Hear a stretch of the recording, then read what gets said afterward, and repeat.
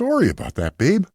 What's up, guys? Welcome back to another unboxing here. What's in the box? We're going to be taking a look at Breath of Fire 2 on the SNES. We recently played through for the first time on a live stream here on YouTube. My cat's trying to come into the frame, so if that happens, I apologize, but I mean, it's probably going to be kind of funny at the same time.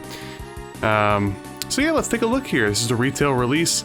The box isn't in the best of shape. I also think whoever I bought this for, yeah, as you can see right there, whoever I bought this from on eBay included some extras, so we'll take a look at those as well. And here you can see pretty cool artwork. Alright, Take Up the Sword. The incredible sequel to the best-selling RPG hit Breath of Fire is here. You were the last member of the Dragon Clan fighting to rid the world of a growing evil. A cast of unusual and exciting companions joins you in adventures across a wondrous land filled with magic and mystery. You'll find strange mystic items, memorable monsters, and exotic locations in your quest to conquer evil. There's strategy and spellcasting galore in the hours of compelling action and adventure that await you. Breath of Fire 2 is the ultimate RPG excitement, excuse me. Some pretty cool screenshots here, boss battles, overworld and town stuff, key features. New perspective and larger animations for incredible graphics, new special abilities, spells, monsters, items, and 160 special combination characters. What does that mean? Anyway, 4 new fighting formations for greater combat strategy, interactive backgrounds that react to your magic, town building feature lets you take control of the environment, exciting fishing and hunting sequences, multiple subplots and fascinating characters, 24 meg game for many hours of exciting gameplay. This was developed and published by Capcom, and this particular copy was made in Mexico, so shoutouts there. Take a look at what we got here on the inside. First, we'll take a look at the standard affair here, and then, of course, my little custom thing that I put on most of my games. Get that out of the way. Cartridge is in pretty good shape. The original battery backup does still work, but we played through on my FX Pack Pro when we did this playthrough. That's still cool to have. I'll put this right back in here. Excuse my hands, by the way. I did a lot of shoveling this morning and I fell down a bunch, so my hands are all scraped up. My hand modeling career is over, at least for now, I guess. Alright, the meat of the matter, people. So first and foremost, we have the standard stuff that comes with most SNES games. I'm not going to look at these. If anybody is familiar with anything, you know, you get like Nintendo Power and guide giveaways. Most of these are pretty standard fare. A lot of my games don't have these, but if you bought the games back in the day, they came with them. This was actually a throw-in by whoever I bought this from on eBay a few years ago.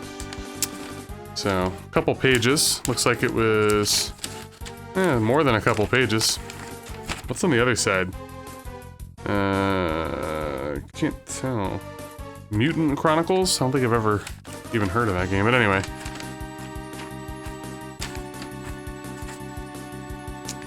Looks like we have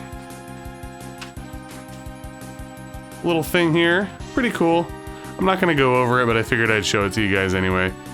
Pretty much goes over the characters. It's part of an epic review, apparently. I don't think this was Nintendo Power. It doesn't really look like Nintendo Power to me. Oh no, it is Nintendo Power. Wow, I was completely wrong. For a second I was thinking it might have been like Game Pro or something, but well, there you go. Anyway, I just figured I'd show that to you guys as well. These things are not in the best of shape. I definitely conceded defeat here on getting pristine copies of everything on eBay. It sucks though, I actually did have a pristine copy of this game, complete in box, many years ago. I got it on Amazon. But at the time I was not in the mood to collect complete. So I sold it and I kept the cartridge, and then eventually I wanted to complete some. So yeah, a little bit of water and moisture damage here, but still cool altogether. Nice artwork throughout, going over the controls, the various command screens, things that you could do, you know, as far as like organizing your inventory and equipment. One of my favorite enemy types throughout the game right there, breaking down the different factors that go into combat, obviously, as well as gearing yourself up here. Ooh, another one of my favorite sprites. That's like Iflit or whatever. basically Ifrit. Probably a lost in translation thing. Going over the battle screens. Ooh, look at all this stuff, man. Really cool. I also have the official strategy guide for this, and I usually do show the strategy guides, but they're so much of an afterthought because I don't want to go through like page by page. So I'm just going to stick with the game, but I do have the official strategy guide for it, and it's a little bit of a step above the first Breath of Fire one by the same company, but we'll just stick to this. Going over hunting and fishing.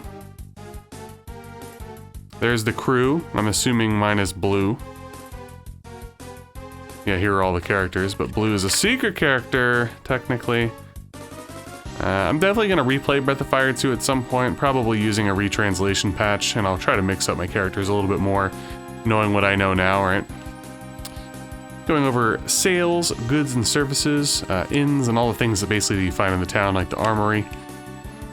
Going over the places that you could heal up and save, like the Dragon Shrine and the Church of St. Eva. It goes over Township here, which is actually a thing that I did not explore too much during my playthrough, and I kind of regret not doing that, but I didn't want to sit down and like read a guide and get backseated the entire time, so it is what it is. Also, it looks like they they more or less walk you through very, very briefly through the beginning of the game here, but like I said, I had the strategy guide, and you know, the game's not too difficult to get through by yourself. Let's read the hints and tips here, shall we?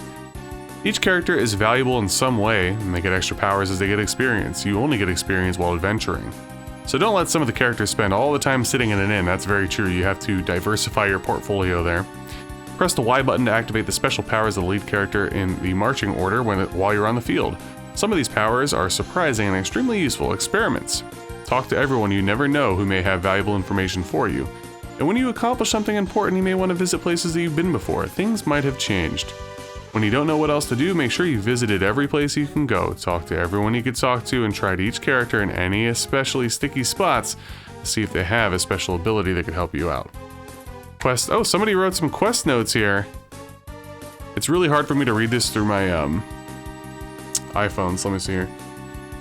To get to the east land is to cross the cliff to the south where the distance between the cliffs is not great. I think I remember reading that in the game. The burglar fled west. There you go. Well, looks like whoever had this game before me gave up pretty early on their notes pretty clearly, but it is what it is, right? Alright, let's take a look at the patented chart / map here. As you could see, also water damage and wrinkly, but it is what it is. It's still together. The map is very bare bones, although it does, you know, show you up there, which is technically a secret island in a way. But there's nothing actually written on here. Some more cool artwork. And then the back, which I didn't use much during my playthrough, but my god, this is so much more preferred over the one in the original Breath of Fire. The one in the original Breath of Fire, if I remember correctly, I could be thinking of Lufia or both. Everything is so horribly out of order, like nothing is in alphabetical order. It's very, very difficult to locate things. Obviously, this isn't every single item, spell, weapon, and armor in the game. Actually, this is also really good for people that have trouble with the abbreviations like I do. Honestly, sometimes don't remember what BL stands for. Ball. What's another one that always sometimes confuses me? Like SF, you know, scarf, obviously, but sometimes when you're in the heat of the moment, it's hard to remember. But yeah, pretty cool stuff, man. Like I said, not the best of shape. Could definitely be in better shape, but something is better than nothing. The next game that we're gonna unbox that I'm playing through on my channel right now is the 7th Saga. In comparison, that is pristine. But anyways, hopefully you guys enjoyed this unboxing, and if you did, please make sure to like, comment, subscribe if you haven't already, and stay tuned for my Breath of Fire 2 review that'll be coming probably right after this. Take care.